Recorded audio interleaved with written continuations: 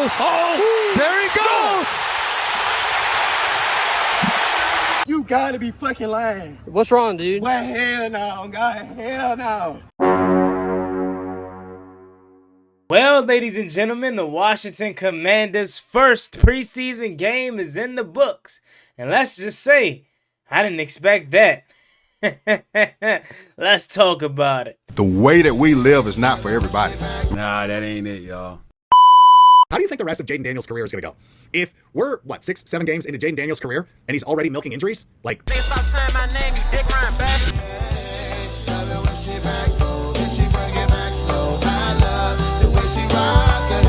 I love the way she move it, shake it on me. When she cry for him, the shawty is the winner. You can tell that shawty love again now, she's confident.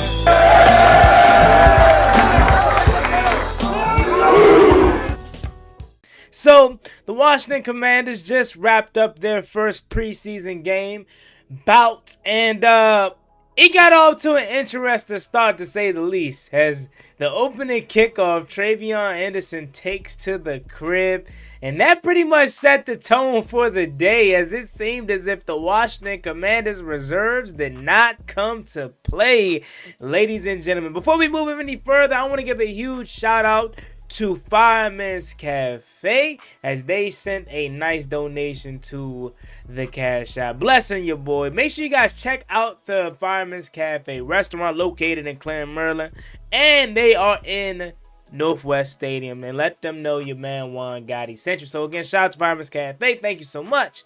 Now let's get to it. So, let's just call it what it is, ladies and gentlemen. It is preseason, right? Of course, you aren't going to see anything spectacular. But that being said, you would have loved to see more than what we saw. And I'm speaking more specifically from the guys that I thought and needed to have a super good day. And I was starting with Sam Hartman, as I felt like Sam Hartman had the opportunity of a lifetime today, because with no Jaden Daniels, with no Marcus Mariota, he had the opportunity to put a real strangle on this third quarterback position and even play himself into a future quarterback 2 role once Marcus Mariota's departure arrives here in Washington, whether that's just moving on to another team or retiring. And I felt like early on, Sam Hartman, he did not look good at all. It looked like the game was too fast for him, making poor throws, having an interception, and Michael Gallup did slip down on the play. So I don't want to fault him too much for it himself, but all in all, he just didn't look too good. I know a lot of people probably didn't have their expectations too high for him, but I damn sure did, because I felt like he had an opportunity to do something tonight. And as the game went on, he did start to warm up. Don't get me wrong. For sure, he definitely started to warm up. Making some good pass throws to Michael Gallup, to Ja'Cory Brooks, who had a couple good grabs as well. But for the most part, I think we have a legitimate question at the backup quarterback position beyond Jaden Daniels and Marcus Mariota, because even Josh Johnson came in, and my expectations weren't too high for Josh Johnson, but even he didn't look like all too impressive to me from when I saw him out there. So let's just hope and pray that, first of all, Jaden Daniels stays healthy, and after that, Marcus Mariota stays healthy, because if we have to see any of these guys, I think it could be a long season for the Washington Commanders. And continuing on to some of the other notes that I mentioned and saw, Matt Gay missed a field goal. And I know it's his first kick in the burgundy and gold, and you don't, want to pressure him too much. But I'm sorry, man. You got to make that. You know what I mean? You got the Patriots kicker. They got like 3 kickers. And one of their kickers, I think the rookie out of Miami, banged it home from 57. And you know what's crazy? I felt like we should have drafted a kicker, but considering the fact that we only had 5 legitimate draft picks this past year, that probably couldn't have happened. But I don't want to get too down on Matt Gay just of yet. I just didn't feel like him missing a kick set well with a lot of Commanders fans, given the fact that we need a kicker, first of all, and what we went through last year. it felt like this was the year we needed to find one. So we didn't have to have a repeat of Austin Cyber, Cade York, Zane Gonzalez, right? We didn't want to have that kind repeat of last year. And he did make a field goal. But the one that he missed, that you can't have your first impression being a miss. I'm sorry. After you already done kicked it right down the middle, and granted, TreVeyon Henderson seems to be amazing already as advertising. You guys know I love TreVeyon Henderson. I know a lot of you all did as well, and wanted Washington to draft him too. But it doesn't help that you kick it right down the freaking middle. Right, and this landing zone, I hate it. I'm not gonna lie to you. Like, I know it's made to improve kickoff returns and make people have to bring the ball out, which in all overall is probably better for the game. But stuff like that is gonna happen, and it just seems like it's too easy for kick returns to go down, and that's their ultimate goal. Of course, I get that, but I felt like the return defense is at a disadvantage, or the defense is at a disadvantage. You're telling me we can't move until they catch the ball. We can't create no self and no head of steam. That's how it was played growing up, right? For me and for I'm pretty sure you.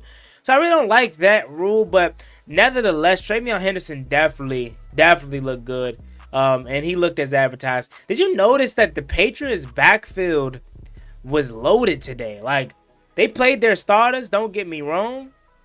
But between TreVeyon Henderson, Ramondre Stevenson, and Antonio Gibson, who had a good kick too, I had to remind myself that Gibby no longer plays here because I low-key started to root for him.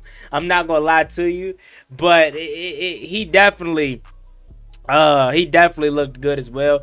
But some of the Commander guys that I did feel like looked good was Trey Amos.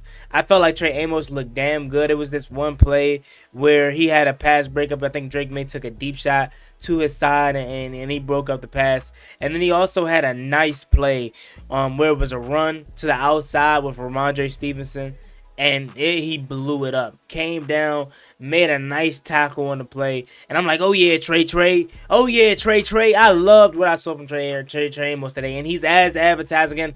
This dude's going to be a stud.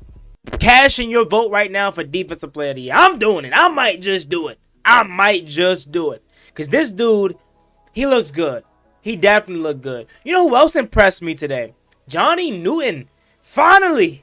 Second year guy Johnny Newton actually did something today. And it was about time because I felt like a lot of fans were starting to get impatient with the Johnny Newton. And I can't even fault them for it too because he really didn't show no signs really last year due to the foot injury. And then in the training camp, you really ain't hear too much about him. But today he had a nice play where he was able to get around the feet of Drake May, what ultimately caused to be a fumble. And it was scooped up by Jacob Martin. He also had a nice play on the inside run that he stuffed. So maybe Johnny Newton's figuring it out. And these are the valuable snaps that I feel like a Jordan McGee needs. A Javonte Jean-Baptiste needs. These are the valuable stats that these guys need, right? And I think Johnny Newton's taking full advantage of it. I did see a little bit Cam Madrano out there as well. I feel like I liked what I saw from Noah Igbenogany. I don't even know why he's out there. I mean, I get it. You probably need a lot of guys to dress. You know, you need some guys to dress and some guys have to play. But truth be told, I don't know why Noah Igbenogany was out there. He is a freaking dog. I'm talking absolute dog. Full display, covering everything. Coming down, making hard hits. TreVeyon Henderson lowered his shoulder. He ate that. Noah is a freaking dog. And he showed it again. And it was against their starters. So I don't want to hear it. I hope Noah is truly making his impact felt here in Washington. Because he had a damn good year last year. So much so that I felt like Washington could have easily left the cornerback room alone how it was this year. Or last year, I should say, between Marshawn Lattimore, Mikey, and Noah as your three starters. And then go get a Jonathan Jones or go fill out the depth. And I love Trey. I'm glad we got him ultimately. But I was high on this cornerback room for that exact reason. For that exact reason alone. I felt like Mikey Sammerstill was a damn good boundary corner. I don't care. Miss me with the he's undersized, he's small one, he deserves to be a slot. I don't care. Ask Darrell Reeves, did he care about size? Ask Brent Grimes, did he care about size? He was a boundary corner with the heart of a lion. And that's what Mike Sanders still is. And I felt like he can play some damn good outside. But nevertheless, Noah looked good today. He looked good. And I feel like the future is bright for him. Remember, this is a first round pick from, is it Miami, I want to say? Ended up getting drafted by Miami, going to Dallas, getting cut. And last year had a stellar year in picking up where he left off. You know who else impressed me today? Jeremy Reeves. How about Revo? All-Pro Revo. And he's the preseason MVP every year to me. Because it seems like every time, this is the only time I should say, he gets his opportunity to play on the field as a real safety. As a real safety, this seems like to be the only time that he gets opportunity to show his true dominance. And he looked good today as well. With nice defensive plays, coming down, hit sticking a dude, not afraid to tackle. I'm like, okay, look at Revo out there. Look at All-Pro Revo. You know what I'm saying? So, definitely some positives taken away from this game. How about my guy, Ben Sinnott? No, look what's crazy, right? It sucks that you can't really evaluate a lot of these pass catchers today. Whether it's Ben Sinnott, whether it's Cole Turner, whether it's Ja'Cory Brooks, Michael Gallup, Chris Moore, who had a nice deep ball grab. At least we thought before the review ended up being incomplete. What sucks about not having a competent backup in the game is earned throws. You know, a lot of missed opportunities for these guys to show their true skill. Because I think Ben Sinnott had an opportunity to really put his second year tape out there, to start on a good foot. Because I felt like Ben Sinnott looked good. He didn't get the ball a lot of times, but the times that he was throwing the ball, he was getting open. He was creating separation. A lot of the things that I said I wanted to see from him in year 2, Ben Sinnott looked like he was getting to that. But unfortunately, poor throws and just guys not looking his way. I didn't think we got to see the true potential of Ben Sinnott tonight. Hopefully next week he gets some action with the starters. Maybe Marcus Mariota plays. Like, I think if Mariota played, it would have been a little bit better. Because, again, the Patriots played their starters and then they played Josh Dobbs. And we just put out Sam Hartman and Josh Johnson. So it kind of sucks that a lot of these second string, first string guys didn't get to play with real competition. No offense to the backups that we have. But I think Ben Sinnott would have benefited from a Marcus Mariota. I really, really do. Another guy that was ultra impressive in his many attempts until he got hurt was Bill. Ja'Cory Crossy-Murray. He looked pretty solid. He gave me very much Brian Robinson vibes. And before you say, Juan, what are you talking about? That's not a bad thing. I think what we were looking for tonight was to see him have that explosion, that big run through the middle that got everybody excited. And up until the point that I was watching him, we did not necessarily get that. But you know what we did get? We got a slow, steady diet of 5, 4, 6, Sam, 3rd and 1, picking up the first down, fighting. I said, you know what? Bill looks like Brian Robinson to me. And that's not a bad thing, again, ladies and gentlemen, because we know he has the burst and, quite frankly, the better vision than Brian Robinson to this point. So me comparing him to B-Rob right now isn't bad, because that's what you need, honestly. You need a guy that can kind of cut down a defense, if you get what I'm saying. Like, of course, you want that one cut and go, as they've been saying all camp long, and them take it to the crib. But a slow, steady diet of 5, it wears down the defense. So then you can set up that big run.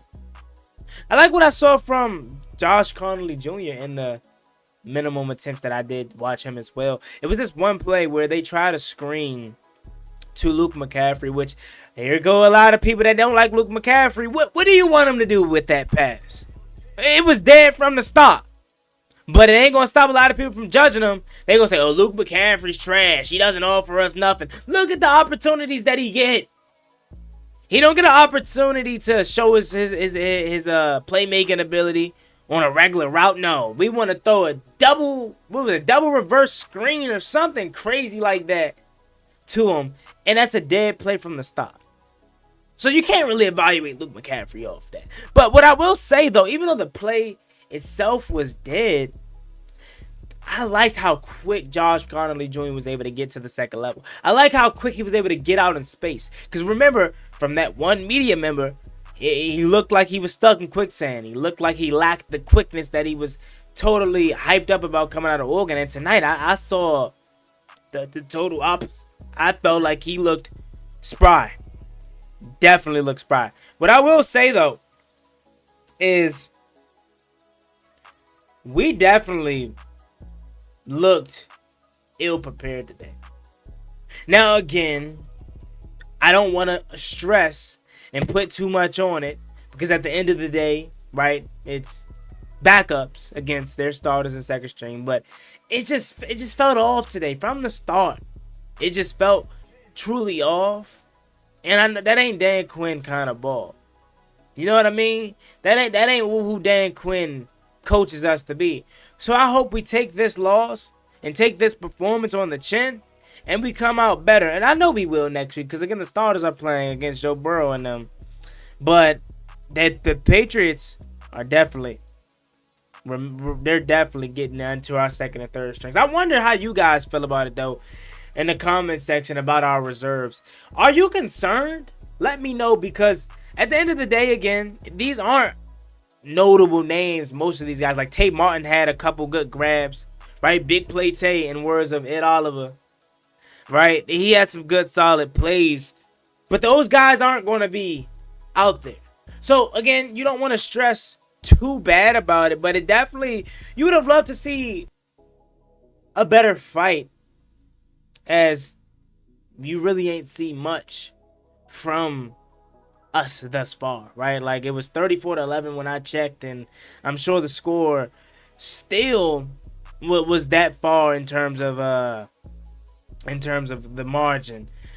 But yeah, it definitely felt a little bit off tonight in terms of offensively. I think the defense played solid, at least in the beginning of the game, against their starters and backups. But Michael Gallup, I think, 2 receptions thus far for 27 yards. I think he kind of solidified his spot. I already felt like Michael Gallup was going to make this roster, and I felt like he was going to get that last 6 spot. But KJ Osborne, he's poop. I'm sorry. Get him out of here. Had opportunities today. Dropped a couple passes. Same with Chris Moore. Get him out of here. That 6 spot is on lock for Michael Gallup. Something catastrophic, knock on wood, would have to happen for him to not be that 6th receiver.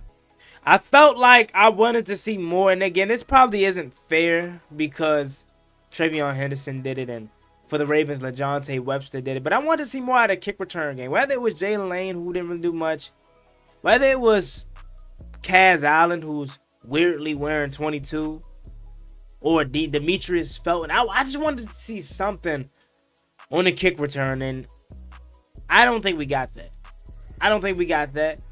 And I'm hoping they give Jalen Lane more opportunities next week, because I feel like it's his job to lose. So he should be taking majority of the punt returns.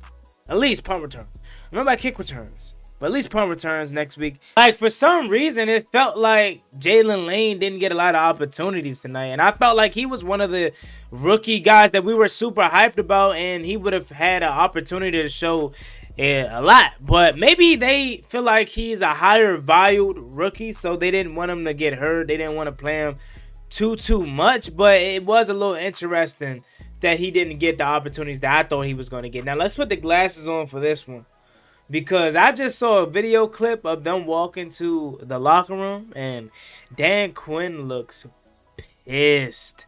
When I say he looks pissed, he looks pissed. And you can't really blame him, as, again, I want to keep the tempers low because it is preseason.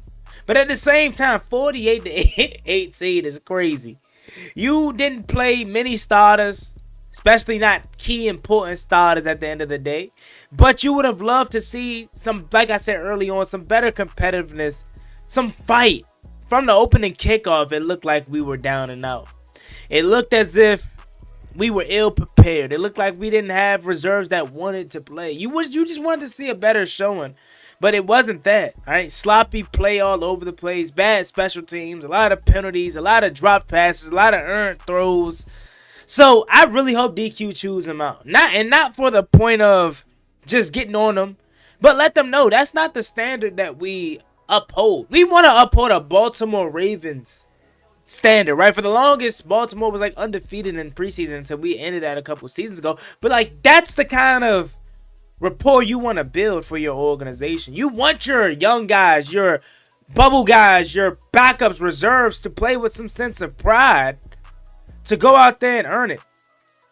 I heard Bobby Sanders, Bob Sanders, I think that's his name, from like the UFL guy. He had a nice couple plays and whatnot.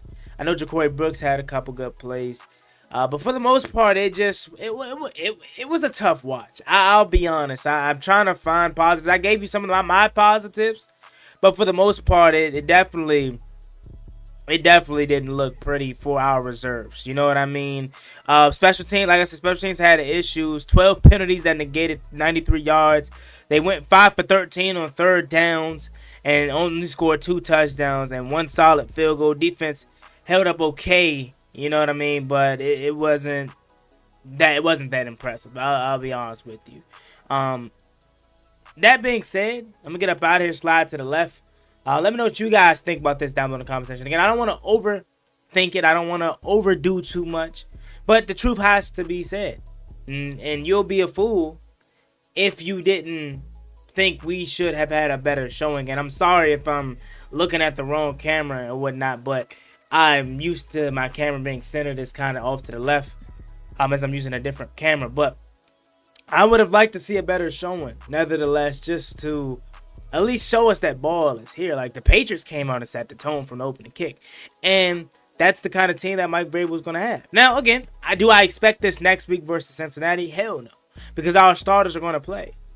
One thing I will say, though, is if Terry McLaurin's agent wanted to continue to play this hardball, I think tonight gave them all leverage to do so. Now, again, according to Jerby Fowler and stuff like that, it's kind of still in the middle with both sides being far off. But, like, we need Terry McLaurin. And I said this the other day. I made that video after the joint practice. I think today kind of just double confirms that we need Terry McLaurin. Like, I get we don't want to pay him a certain number, but outside of Terry, bro, this receiving reserve room is garbage.